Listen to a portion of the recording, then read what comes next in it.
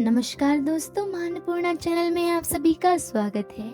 आज हम आपके लिए कार्तिक मास का तीसरा अध्याय लेकर आए हैं। यदि आप हमारे चैनल से जुड़े हुए हैं तो आपको पता होगा कि हमारे चैनल पर कार्तिक मास की अध्याय चल रहे हैं। आप चाहें तो हमारे चैनल को सब्सक्राइब कर सकते हैं और कार्तिक मास के अध्यायों का आनंद ले सकते हैं। तो चलिए तीसरा अध्याय आरंभ करते हैं। सत्यभामा ने कहा, हे प्रभु, आप तो सभी कालों में व्यापक है और सभी काल आपके आगे एक समान है। फिर भी ये कार्तिक मास ही आपको सबसे ज्यादा श्रेष्ठ क्यों है? आप सब तिथियों में एकादशी को ही और सभी मासों में कार्तिक को ही अपना प्रिय क्यों कहते हैं? इसका कारण मुझे बताइए। भगवान श्री कृष्ण ने कहा, हे भामिनी, तुमने बड़ा अच्छा प्रश्न किया है। मैं इसका उत्तर देता हूँ, ध्यान पूर्वक सुनो। इसी प्रकार एक बार महाराज बेन के पुत्र राजा पृथु ने प्रश्न के उत्तर में देवी ऋषि नारद से प्रश्न किया था, जिसका उत्तर देते हुए नारद जी ने उसे कार्तिक मास की महिमा इस प्रकार बताई थी। हे राजन, एक समय शंख नाम का एक राक्षस बहुत बहुबल एवं अत्याचारी हो गया था। उसके अत्याचारों से तीनों लोक में त्राही त्राही मच गई थी। इस शंकासुर से स्वर्ग में निवास करने वाले देवताओं पर विजय प्राप्त कर इंद्र आदि देवताओं एवं लोकपालकों के अधिकारों को भी छीन लिया था। उससे भयभीत होकर समस्त देवता अपने परिवार के सदस्यों के साथ सुमेरु पर्वत की गुफाओं में बड़े दिनों तक छुपे रहे। तत्पश्चात वे निश्चित होकर सुमेरु पर्वत की गुफाओं में ही रहने लगे। उधर जब शंकासुर को यह बात पता चली कि देवता आनंद पूर्वक सुमेरु पर्वत की गुफाओं में निवास कर रहे हैं, तो उसने सोचा कि ऐसी कोई दिव्य शक्ति अवश्य है जिसके प्रभाव से वे आधा अधिकारहीन यह देवता अब भी बलवान है। सोचते सोचते वह एक निर्णय पर पहुंचा कि वेद मंत्रों के बल के कारण ही देवता बलवान हो रहे हैं।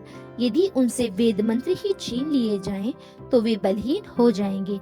ऐसे विचार कर शंकासुर ब्रह्मा जी के सत्य लोक से शीघ्र ही वेदों को हर लाया। उसके द्वारा ले जाए गए उसके चंगुल से निकल भागे और जल में समा गए। शंकासुर ने इन वेद मंत्रों तथा बीज मंत्रों को ढूंढते हुए सागर में प्रवेश किया, किंतु न तो उसको वेद मंत्र मिले और न ही बीज मंत्र। जब शंकासुर सागर से निराश होकर वापसी लौटा, तो उस समय ब्रह्मा जी पूजा की सामग्री लेकर अपने देवताओं के साथ भगवान विष्णु की शरण में पहुंचे और भगवान को गहरी निद्रा से जगाने के लिए गाने बजाने और धूप गंध आदि से बारंबार उनका पूजन करने लगे। धूप दीप नैवेद्य आदि अर्पित करे जाने पर भगवान जी की निद्रा टूटी और वह देवताओं सहित ब्रह्मा जी को अपने पूजन करने के लिए बड़े प्रसन्न हुए तथा कहने लगे, मैं आप लोगों के लिए कार्तिक एवं मंगलाचरण से बहुत प्रसन्न हुआ हूँ। आप अपना अभीष्ट वरदान मांगिए, मैं अवश्य प्रदान करूंगा। जो मनुष्य अश्विनी शुक्ल की एकादशी से सत्य स्थान एकादशी एवं ब्रह्म मुहूर्त में उठकर मेरी पूजा करेगा, उसे तुम्हारे ही भांति मेरे प्रसन्न होने के कारण सुख की प्राप्ति होगी। आप लोग जो पाठ, अर्घ और आचमन और जल आदि सामग्री के लिए लाए हैं, वे अनंत गुणों वाली होकर आपका कल्याण करेंगी। शंकासुर द्वारा हरे गए संपूर्ण वेद जल में स्थित हैं। मैं सागर पुत्र शंकासुर का वध उन वेदों को वहां से ले आता हूँ।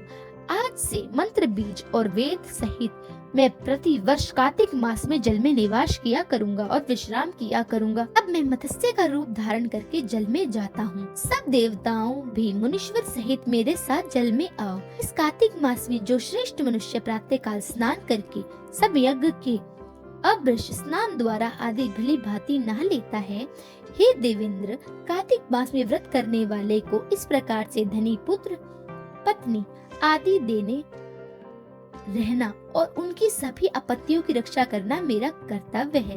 हे धनपति कुबेर, मेरी आज्ञा के अनुसार तुम उनके धन धान्य की वृद्धि करना, क्योंकि इस प्रकार का आचरण करने वाला मनुष्य मेरा रूप धारण करके जीवन मुक्त हो जाता है।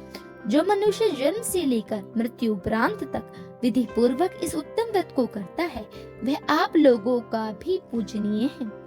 कार्तिक शुक्ल पक्ष की एकादशी को लोगों ने मुझे जगाया है, इसलिए यह तिथि मेरे लिए अत्यंत प्रियदायिनी और माननीय है। हे देवता, यह दोनों व्रत नियम पूर्वक करने से मनुष्य मेरा सानिध्य प्राप्त कर लेता है। इन व्रत को करने से फल मिलता है, वह अन्य किसी व्रत को करने से नहीं मिलता।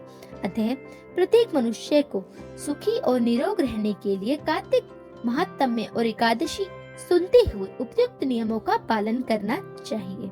यह थी कार्तिक मास की तीसरा अध्याय। अगर आपको चौथा अध्याय जानना है तो हमारे चैनल को अवश्य सब्सक्राइब करें। हमारे चैनल पर आप कल सुनेंगे कार्तिक मास का चौथा अध्याय। तो बोलिए जय श्री कृष्णा, जय श्री राधे, राधे राधे।